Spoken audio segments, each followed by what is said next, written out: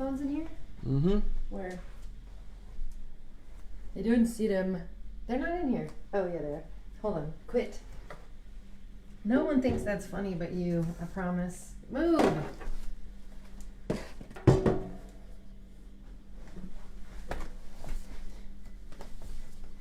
Get out of town! I win! I'm gonna win! Don't! Ah. My headphones! They're mine! Those are my headphones. What's up? It was totally not planned. Was this planned? Good morning. Oh, I'm starving. Okay. Oh, dang it. We gotta check all the levels and everything. Mm-hmm. Okay. You messed up my hair. It was already messed up. Rude. Rude. Hey guys, good morning. Good morning. Let's see. Okay. Microphones. Everything's discombobulated from yesterday. Okay, check. I can't. Am I not plugged What's up, in? little savvy mama? Nat Grace, Jessica, hello. Good morning. Oh, dang it. How do I? That. Oh. Right there. Sorry. It looks like we live in a city when we do that. Like, look. We live in a whoa. city. We're not on the borders of a very small town. Check. We live in a high rise. 3rd floor. Yeah. Big time living. City dwellers. Check. Why is my What's up, Nat Grace and Chrissy Dawn? Hello, good morning. Check. Thanks for joining the pre-show. If you joined right at the beginning, you saw a wrestling match, so... I probably won it. I won. I win. Turn the light up on that one, will you? I'll try. Yeah, you got this. Turn it all the way. Okay, it worked. Is that Facebook or Instagram? Insta. Okay, it's still working. Facebook. All right, ready? Why do you always? Cimarron says 5. What does 5 mean? Spirit of the Cimarron. Yeah. Hey, Lily. How are Good you guys this morning. morning? Okay. Oh, we're better. Thanks. Better? What does that mean? We're doing good. Well, yeah, we're doing good. We're better. Okay. Let's go. Let's do this. I wish it wasn't so dark in here. Okay. I think people can see it fine. No, I wish it was dark. I'm so Can tired. we have another wrestling match in the post show? Maybe. Maybe. I won't say anything. We'll see what happens. If we're wrestling, you guys got to wrestle too. Okay, hold on. We're cooking here. Okay. I don't think you said that right. Delnish. Okay. Good morning. Good Hey, Kelly morning. and Chad. Sorry, I'm trying to get these lined up. I think we need to assist. Who won? I won. It had to have been me. Oh, No sorry. possible way. Gosh. Are you still plugged in? I just smashed your microphone. Yep. Okay, ready? Plugged. Here we go. Hello and welcome to the Anatomy of Marriage podcast. I am your host, Melanie Studley. Good morning. My name is Seth Studley. I am a licensed marriage and family therapist, and today is day 73 of 100 days of AOM Q&A, and today we're going to talk about the marriage app, raising kids, and I hate my body. If you're new here, welcome. We have 291 episodes all about marriage and relationships because sometimes marriage is harder than it should be, but it's always worth it. So When you say it should be, it's like, well, it's just hard sometimes, but it's awesome. Yep. And as always, our show is brought to you by Audible. We love audiobooks. We listen to them every single day, and we want you to do the same thing for free. So please go to audibletrial.com/anatomy of marriage to get your free audiobook on us. And if you listen to the show regularly, just to let you know, that helps support us. It Yes. actually is very helpful when you do that. There was a big crash out in the other room. I hope our kid is okay. Yeah, and you guys are going to Amazon and getting free books and using our code. So thank you. And like Melanie Yes. said, that does help greatly. So, onward. And every day we are live every weekday, Monday through Friday, on Instagram and Facebook, so you can catch our show there at around 7 a.m. Pacific Standard Time. That's right. So, all right. Oh, somebody says, I have started watching your podcast a few days ago, and you are just a blessing to me. Thank you. You're a blessing Good. to us. Yeah, you're a blessing to us. The feeling is mute. That quote is blessing. So, okay, review of the day. 5 stars from Been There Too.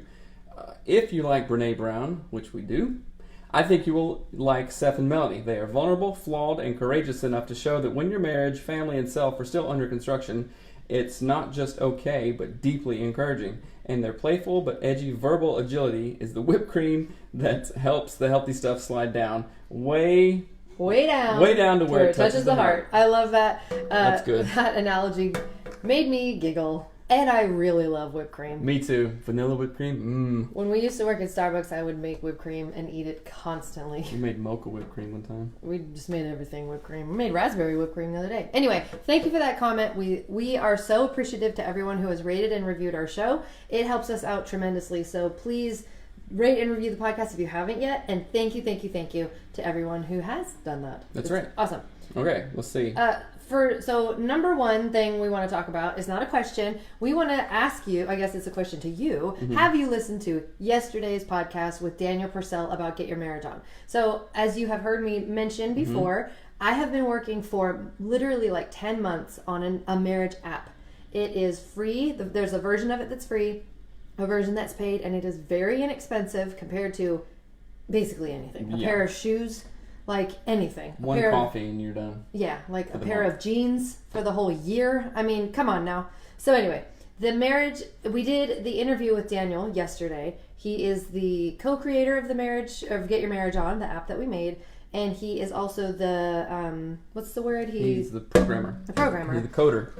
There's another word for it. He's a developer for the app. And so I really, really, really want you guys to check that episode out. Oh, and this lady says, the app is super cool. Thank you. It is. Thanks, a lot Kelly. Of the app is us. So if you like us and you want to learn more from us, but also have like homework that is laid out for you and questions and tools in your pocket 24 hours a day, please go Get Your Marriage On. Get the Get Your Marriage On app and check it out. And the interview is so fun because you get to see the heart behind, like the spirit behind why we made it, which I think makes the app itself make a lot more sense. Yeah. You go, it's like goofy and funny, and it's just not an impersonal app like Spotify or whatever or Spotify has no soul. Just kidding. Well, it's us, right? And it's other people in the marriage it's space. Dr. Corey Allen. We are all over the app too. So I downloaded the app yesterday and I'm excited to go through it. Awesome.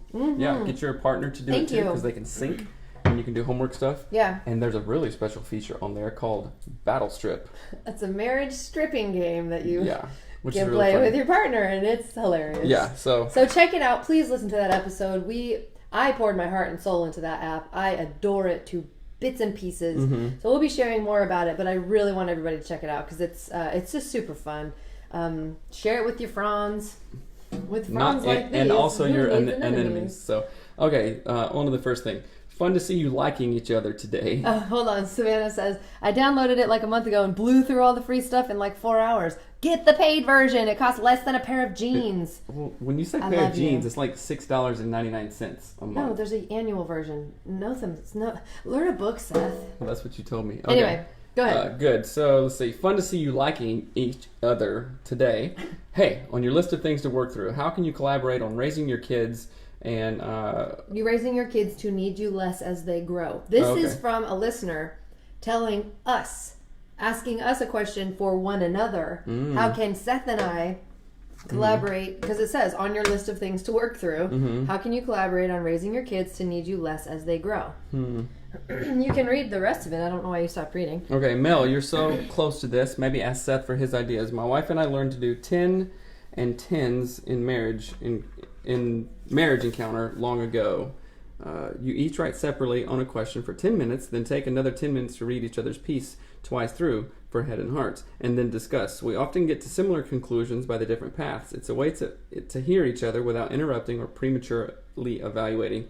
Love you guys, keeping it real. So, how can you collaborate on raising your kids to need you less? I think that co-creating structures around that, and especially co-creating because it's the summer, so you're with the kids mostly. So co-creating something that you can do, like a schedule, which you've been doing during the week, and then also on Saturday and Sunday when I'm home, mostly, and Wednesday too, all day, co-creating a structure of where I can like do this activity and create like a routine around that. School's almost here, so we should have started this at the beginning of summer, but yeah.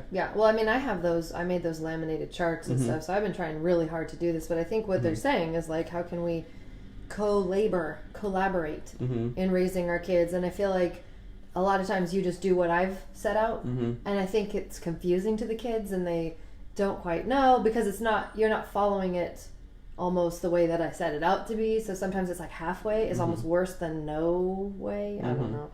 But I think that it's an important conversation to have, and I actually love the idea of whatever the 10 and 10s thing is. I want to check that out. Yeah, I haven't heard of that before. But like one of the things, just as a sort of to clarify what I've been doing and how we're trying to work on things with our kids lately, is setting boundaries every single morning, which sounds weird, but it's almost like school. So we have these laminated chore chart things that I made for each kid. So on the back of them, when I had them laminated, the whole goal was you could write on them with a dry erase pen. So I turn them upside down, and on the backs I will write like, electronic time. Then you have 4 different sections of 45-minute increments. Then go ahead and tell me what time you're going to do these things and what device you're on. Are you watching a show? Are you playing the Switch? Are you playing the iPad? Whatever. And then below that, I'm also having them write out things that they want to do today. Like it might be skateboarding or going to the park or swimming, and it's different every day. I found that if I just make a big list and they look at it, they hate all of the things on the list. It has to be like a thing that they come up with that day for some reason, that's fine. I mean, I'm like that. I want to do the thing I want to do this day, not yesterday. So that's how I've been trying to work through, and I kind of overly clarify what I expect from them, their behaviors. Like yesterday they went to my mom's house, and I was like, you will not call me and ask if you can spend the night. If you do that, I'll immediately pick you up. You will not call me and ask if you can go on Amazon and buy a Funko Pop. If you do that, I will immediately pick you up. You will not, it's so rigid and seems so counterintuitive to me, but it is the only thing that has maintained our sanity for 5 minutes. yeah, that's true. What's the name of the app again? It is called Get Your Marriage On! ! GYMO. So, okay, let's go to the next thing. Oh, Savannah says she's going to get the full version. Yeah! High five! Good. You're going to love it. Yep. Oh, no, we talked about it. Go listen to yesterday's show. I want to talk about that more, but we won't. Okay. What? Am I reading it? Yep. Okay, this is a longer one. It says, do you have any tips on dealing with body issues? Since having 4 kids in 5 years and breastfeeding each of them, I literally hate the way that I look, especially when I'm not dressed. For sex, lights have to be off. I don't want to be touched anywhere, looked at, or anything, and I know it's partially why our sex life is struggling, but I can't seem to love myself. People in the group have okay, now if you're listening with children, please mute it. People have suggested in the group masturbation or toys. I feel so embarrassed even wondering about them. Why? Before kids, I wasn't as bad, but I've never liked the way I look. But now it's unreal. Even the simplest things with my kids, I do not let them see me undressed. How can I show them to love themselves if I can't love myself? How the bleep can I change my mindset? It's a daily battle, but with the intimacy side of things, I literally never feel sexy. I cringe at the idea. My partner says he still loves the way that I look, and I believe that he does. I just don't love about myself. I don't know what that is. Says growing up, my dad and older brother constantly criticized me and how I looked. I just was never allowed to be a female as a teenager. Then I got into my first and only relationship with my partner at 17, and here I am at 30, still not feeling like I'm okay in my skin. I wish it didn't affect me so much physically, mentally, and in my relationships. Like my therapist said too, I didn't get to be myself as an adult before being in a long-term relationship. So even if my partner compliments me, I haven't ever told myself or allowed myself to believe it. I feel like an alien for not trying sex toys, exploring more, or being okay with my femininity. As much as we have intimacy and connection issues, I feel like my partner would be up for trying new things to explore. He's okay with seeing me undressed, with me seeing him undressed, but I don't think I'm just not letting go and allowing it because of my hang-ups. Having kids so close has battered my tummy, but it's just everything. I have nothing feminine about my body, as I'm such a boy frame in my eyes. I had to be the tomboy with no sexuality growing up. Arg, I feel like I'm just raining bad vibes here. Sorry. This is a great question, and I'm so thankful that you had the courage to share it. This was in the women's group, and I think there was I could be wrong, but I think this one had a ton of responses, which is so awesome. Ladies, you're killing it. There's someone will post and there'll be like 37 comments in like 4 hours. So thank you, ladies, for being such an awesome community in the Facebook group. But what are your thoughts on this? Like right away, what do you think? Well, I was thinking a lot of therapist thoughts, and then also some things that you have said, like about your own body and like your family of origin and stuff. And we talked about it. Like I grew up in the South, which I don't wear a Seth shirt. would be naked every moment. Oftentimes, because I just don't like clothes. I guess whatever. You have hair clothes. Not cool. Keep talking. Anyway, I like to be free, right? So, but Melanie doesn't, and sometimes I'm like, hey, you always go to the closet or like never change in front of me or whatever. This has been something. Sometimes you do, sometimes you don't. But if you don't, either you're not thinking about it or you're feeling not great. I guess I don't know. But as a therapist, I would say, okay, clearly there are some neuro pathways that are like cemented like this that says my body ugly, bad, everything, no good, I'm not feminine. Well, sister, you are feminine at your core. That's who you are. You don't have to look any certain way to be feminine. You are feminine by nature, by you had your babies, insides and your estrogen ovaries. and ovaries and all this stuff. You are feminine, and there is excellent, awesome superpower in that. More so than the masculine, I believe. I think females and the feminine are way stronger. Mother in Earth. Nature, everything. And I'm not being weird.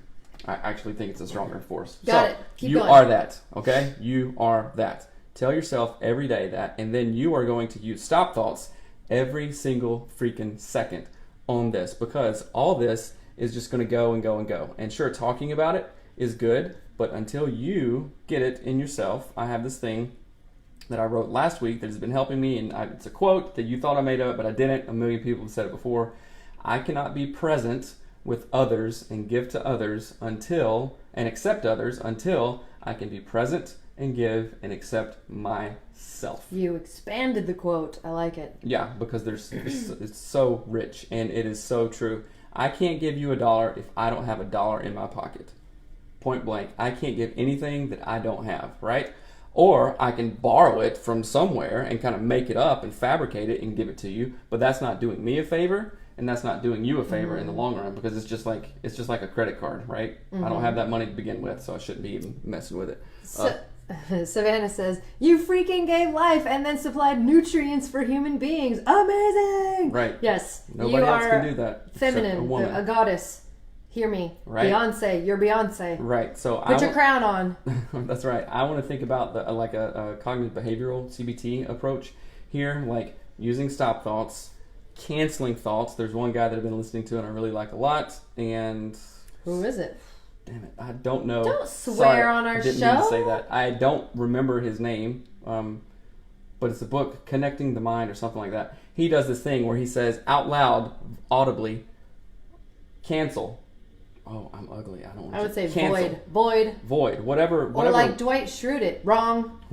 Yeah, whatever word you want. Wrong. And then you gauge that and put some truth on it. Like, right? The truth salt shaker that I talk about. Wrong. Put some truth on there every single time. And then if you eventually do that enough, you will change that neural pathway. And, okay, lady from a husband, I believe that your husband wants to see you without clothes on. He accepts your body. Of course, he accepts you with clothes on. But when he says that you are fine just the way you are, he probably means it.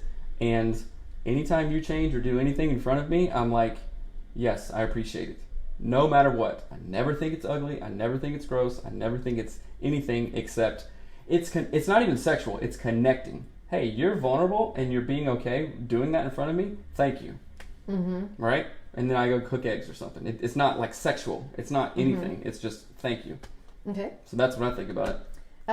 I like those thoughts about it. So thanks. So when I did the Inspire Summit with Melissa Scott, she did the video with me and she quoted this thing: "The thing we focus on the longest becomes the strongest."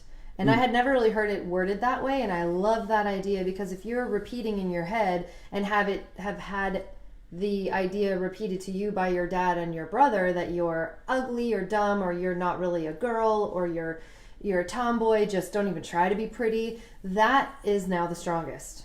And what I hear you saying is that, and I don't, maybe I'm incorrect here, correct me if I'm incorrect, is that you're twisting up the concept of femininity and sexuality. It's a little bit what I'm hearing. Mm-hmm. Does that make sense? Yes. When I say that? Well, I think there's a comparison there. Like our, not just yours, our culturally ideas of masculinity and femininity mean certain things, like an hourglass body or whatever. You say, I literally hate the way I look in the top of it, especially when I'm not dressed. Then at the bottom you say, I feel like an alien for not trying sex toys.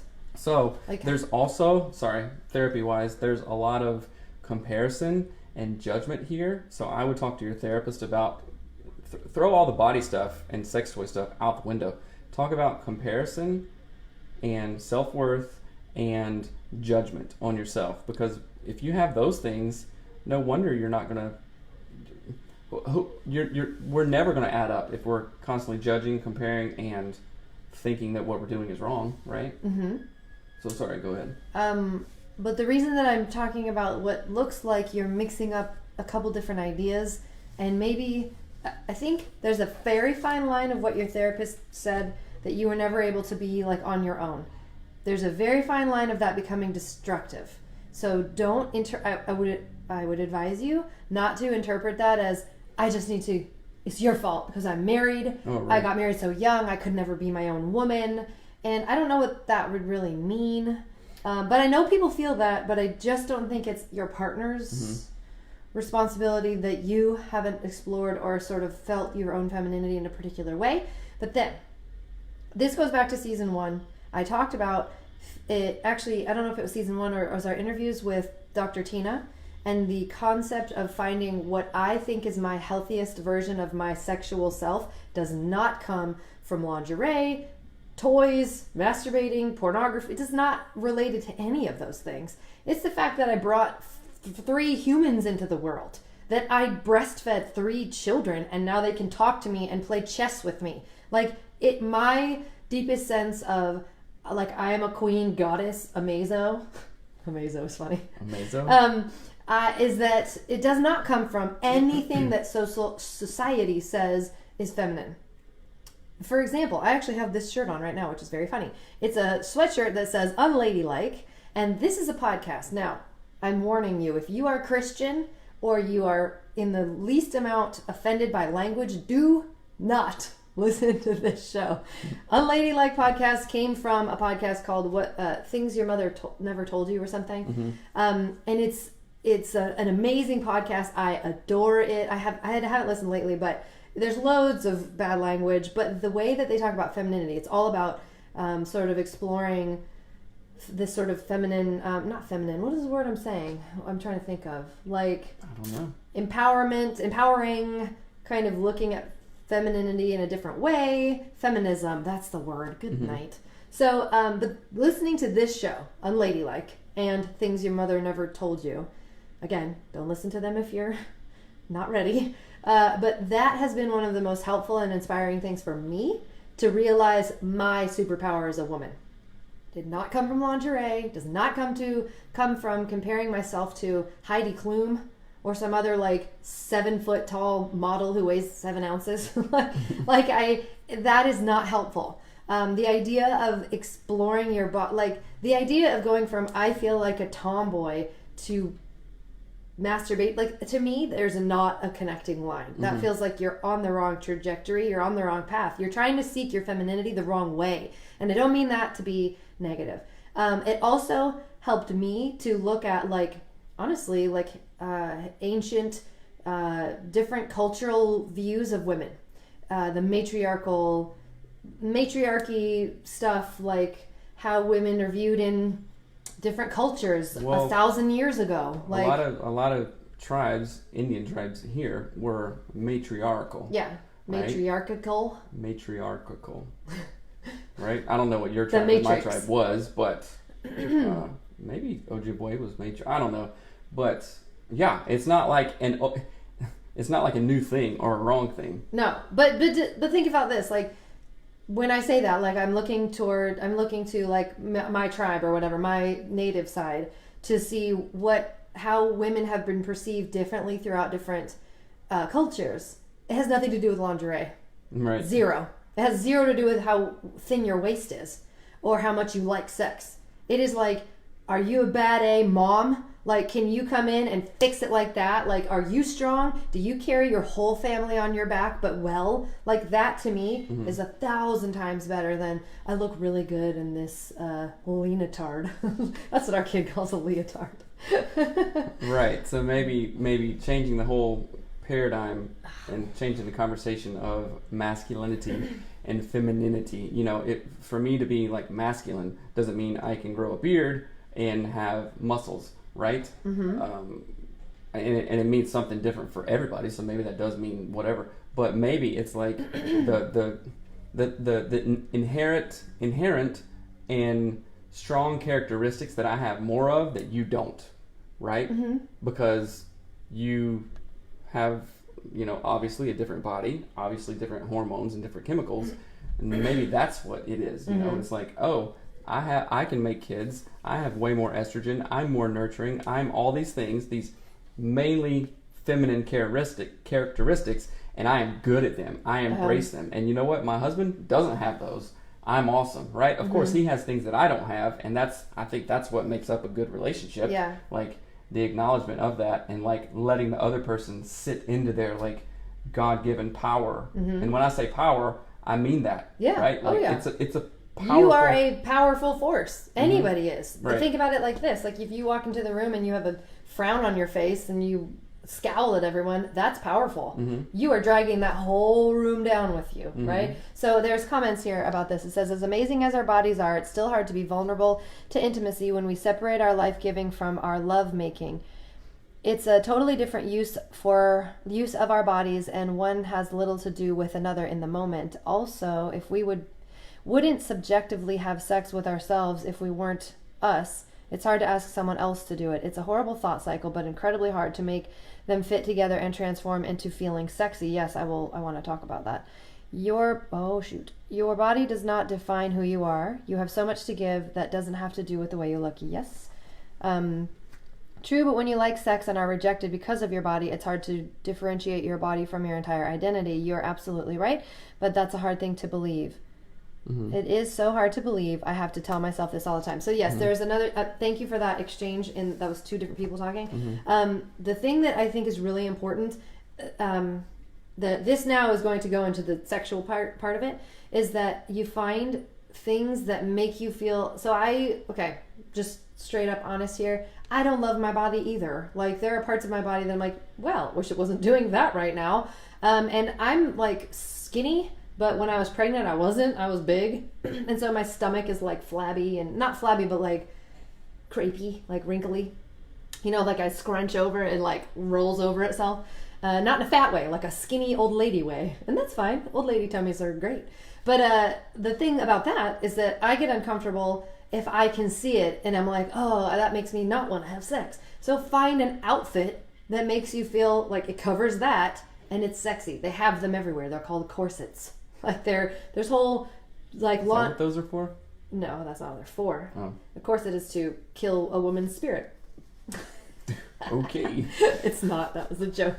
And that's very unladylike of me to say. So, but I want you to think about that. Like, don't, that is an actual tip or tool or whatever, where you're saying this type of garments, whatever it is covering the thing in a way that is still appealing to my partner, but I now feel a little bit better about it, right? It's kind of like this. Like, guys can wear tank tops. Tank tops were probably invented because of like, oh yeah, check out my arms. But, you know, it's like, goes here, but then covers the like fat beer belly stomach, right? But it's like, oh yeah, so. But look at my arms. A tank top is a corset for dudes. Yeah, well, sure. Only a dude would think a tank top is a corset for dudes.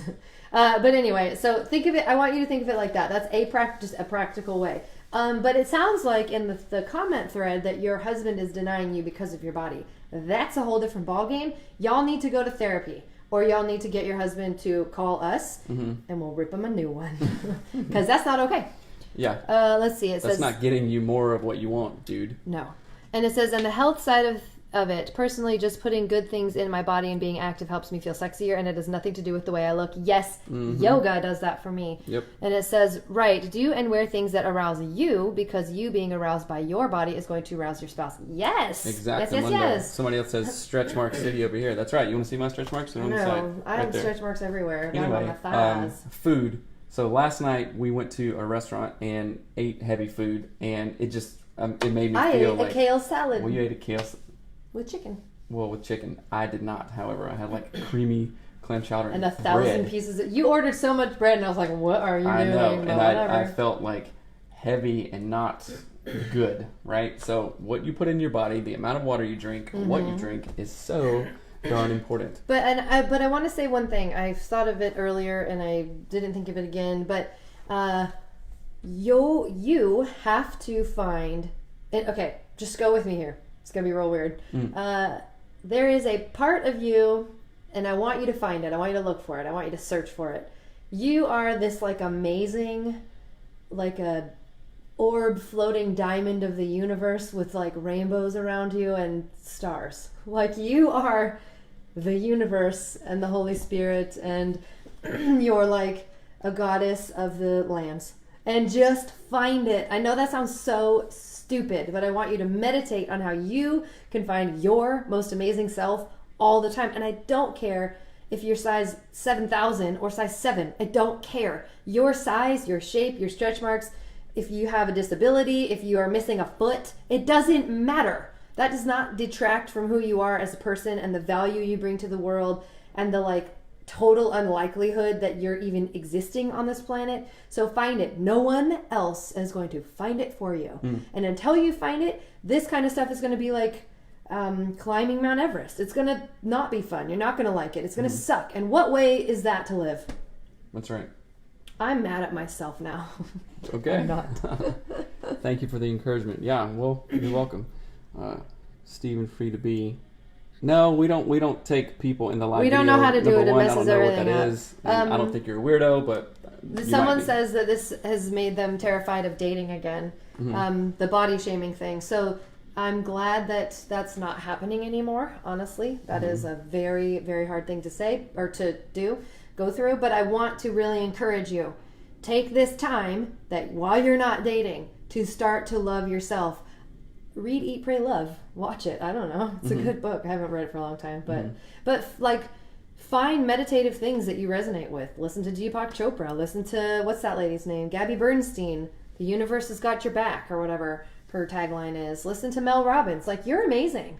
You're amazing. Just because one person was a total a-hole to you does not mean that you're not flipping amazing. That's right. And if you really want to think about it, that person may have been an a-hole because somebody was that same thing to them. Yes, and it just repeats and repeats. So we have to make... So in Indian country, we talk about historical trauma and the fact that historical trauma can end with us. And, if we talk about that in the family of origin thing, family of origin, your patterns, your trajectories, your proclivities can absolutely stop with you. They can. They absolutely can. There's absolutely no reason. It might be it will be the hardest thing you've ever done. However, it can be done. There's two things I want to say. One of them is I saw an illustration by that therapist lady we follow on Instagram. I can't think of her name, but she did a therapy illustration, and it said there are two types of people in the world. One who is like crushed by the weight of their family of origin problems, and then the person who is like holding it together and trying to change everything, but they're like it's so hard to change that it's like so hard for them. Does that make sense? Like it's so cool, and I can't remember. Welcome to my life. But it was very interesting and it was very insightful. Yeah. And there was something else I wanted to say so bad, but you kept talking. Well, you said we're going to do a short show today, so we want to thank you. That's a super good question. I am also interested in the sexuality piece and the masturbation piece and the sex toy piece. We actually had a sex toy company for a minute there. We were like majority partners, but it wasn't right for us, and we figured that out. But it was called Marriage Supply. If you go to marriagesupply.com, I think it's still a thing. Why are you touting that right now? That's the opposite of what we should be. Because it will help the listener. No, it won't. Okay. I totally disagree with you. I'm mad. Don't be mad. I love you guys. I couldn't get through the past year and the next year without you two. Well, we are so glad. I wish I could carry you in my pocket. Wait. Oh, wait, I can't. Oh, busted. That's right. So we want to talk about a couple things that we have going on, you guys. So there's something I'm trying to remember. Talk. So for real, we love doing this show. It's awesome. We have some big plans coming up, and it's going to be really, really cool. And part of those big plans are the groups. First of all, the premarital series that will be launching very soon. I know we've been talking about it, but we are like dialing that stuff in.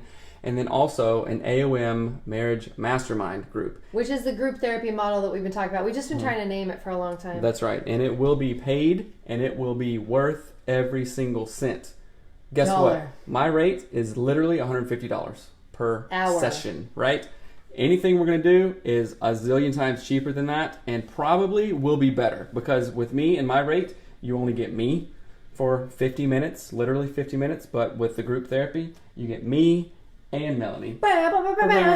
So it's going to be awesome. So we're going to launch that soon. Look for it. What we pay for, we appreciate absolutely more. And then we're doing a big AOM overhaul starting in October. So we're going to finish out 100 Days of Q's and A's.